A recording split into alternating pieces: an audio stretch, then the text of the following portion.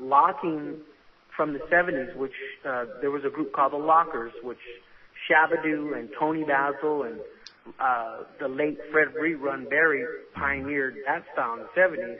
And then there was popping, which, was spawned from the Robot. It was a more progressive, jerky, kind of spasmodic style. So I didn't really do a lot of floor work until later on. And what got me into b-boying is as I started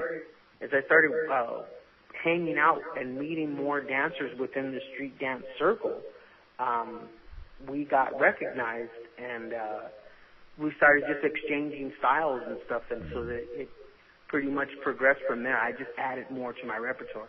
Mm-hmm. Now, in these early years, were you already known as the Boogaloo Shrimp, or did that name come later? No. I was known. What was really what helped me get known was my sister. She decided one day to get me a jacket.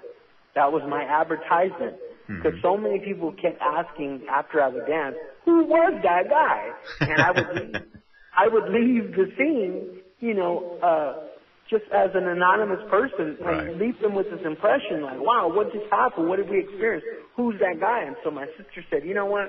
I'm going to get you a jacket so that when you turn around, you don't have to say your name. People could read it. And it was funny. I had this jacket that said Mike, a.k.a.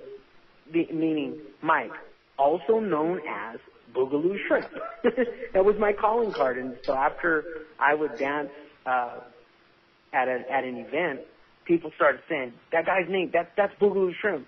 And my name just grew. And what was really strange to me, I didn't realize that I had covered so much territory in such a short time.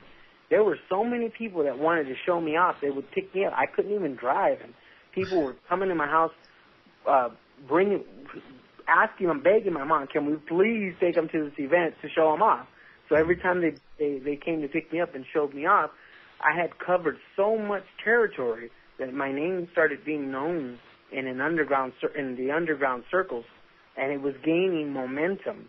I mean, really, just phenomenally getting big to where the dancers that were employed already in the entertainment industry started hearing about this little guy. Who's Boogaloo Shrimp? Mm-hmm. Who's this little guy? And the next thing you know, I started dancing. I started gaining respect from the heavy hitters that were inside the business. Mm-hmm. Well, who gave you the name Boogaloo Shrimp? Where does this come from? My sister.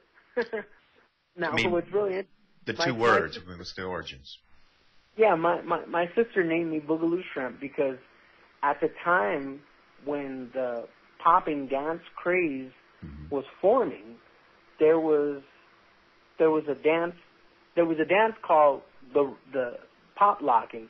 Somebody came out with the title pop locking because popping had like a snap to it. So people were like, well, he popped and he locked his body. So the word pop locking was spawned. And then there was another style called Boogaloo.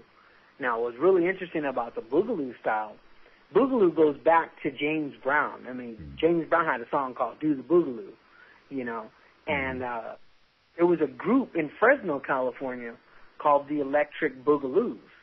And so the leader of the group, Boogaloo Sam, he introduced to the whole world of popping how to travel.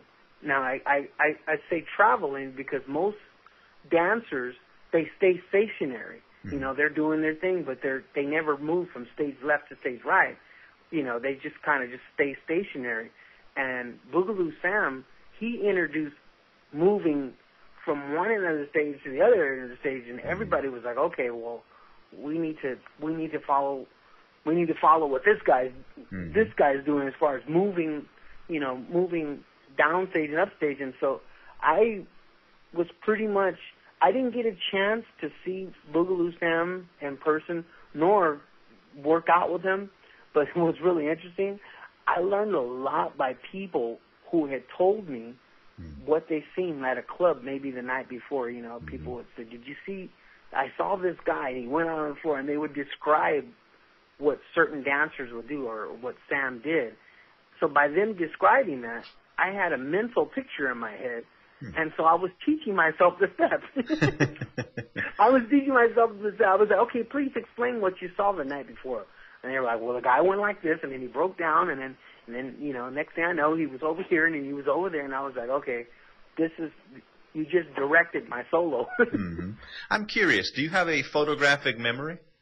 Yeah, pretty much. Yeah, I told my wife, I go, that's my learning style. Actually, my studio teacher, she told me, she says, you know what? She goes, you have an interesting way of learning. She goes, you don't really work good in the classroom setting. She goes, but if somebody shows you or explains something to you and they walk you through it, you have a photographic memory and you'll remember it. I could remember I wasn't even at the age of driving, and people would take me to a place, and I would like take this mental picture of the area, and the next thing I remember, I was giving directions to that place because I would use landmarks, and I would use the pictures in my brain to remember just the outlay, the landscape, and next thing you know, we were there. Wow, well, that's a good skill to have. Well, let's move forward a little bit then to question 8. Can you tell us a little bit about how you got involved in this film, Breaking and Entering? Sure. At the time, like I explained, when I honed my dance skills enough to get a reputation, I caught the attention of Shabadoo. Actually, matter of fact, before I met Shabadoo, I started working out with Bruno Falcon, Poppin' Taco. Okay, can you tell us how you met? Because a lot of people listening to this right now, you and Poppin' Taco are the two favorites, the heroes of many. How did these two greats meet, and what was it like? And I'm so glad that you say that, because for me, I love the guy as a friend and as a fellow brother in the art, and I feel that he's been really, he's just been, his credit and his contribution to the world has been too watered down, especially, with the tragic death of Mr. Jackson and his involvement in that. But this is interesting. There was a convention called Uncle Jam's Army. It was a musical function with Parliament and some funksters from the 70s in Long Beach, California. And I often explain this like the movie The Warriors, when they had in the beginning of the movie, they had this it was a meeting with all these different gangs in the city. It was overwhelming. I don't know if you've seen the movie, but I haven't seen it. In that movie, The Warriors, I explained this dance convention had so many poppers and dancers, and it was our convention of the arts. It was like a big martial arts competition. And I remember going to this event. I told my friends I have to be there because I wanted to be accepted by this circle of dancers. I knew all the greats were going to be there. So as I'm walking in the convention, I'm wearing my Boogaloo shrimp jacket, and I'm in the line, and everybody started looking down the hall, and there were these 4 guys that were walking towards the convention. Everybody was just pretty much dumbfounded and shocked. And the next thing I know, I was like, well, what is everybody looking at? It was Poppin' Taco, it was Boogaloo Sam, and Poppin' Pete, and the Electric Boogaloos, who were like gods back then. They had this really big street credibility. Yeah. And I remember it was odd to me because I didn't really get a chance to see a lot of Hispanic dancers. I usually would see a lot of African-American poppers, but it was strange because there was this one Latino dude in the middle, and it was Poppin' Taco. And so I asked, I said, who's this Latino guy? And my friend goes, that's Poppin' Taco. And so I said, I need to get my ticket, get in here so that I could see this guy dance. And sure enough, I when we got in, I went up to him. I said, hey, Poppin' Taco, how you doing? He goes, oh, you're Boogaloo Shrimp. And I went, wow, you know my name? He goes, yeah, man, everybody's been talking about you. I was like, dude, let me see you jam. And that night was magic because he He was leaving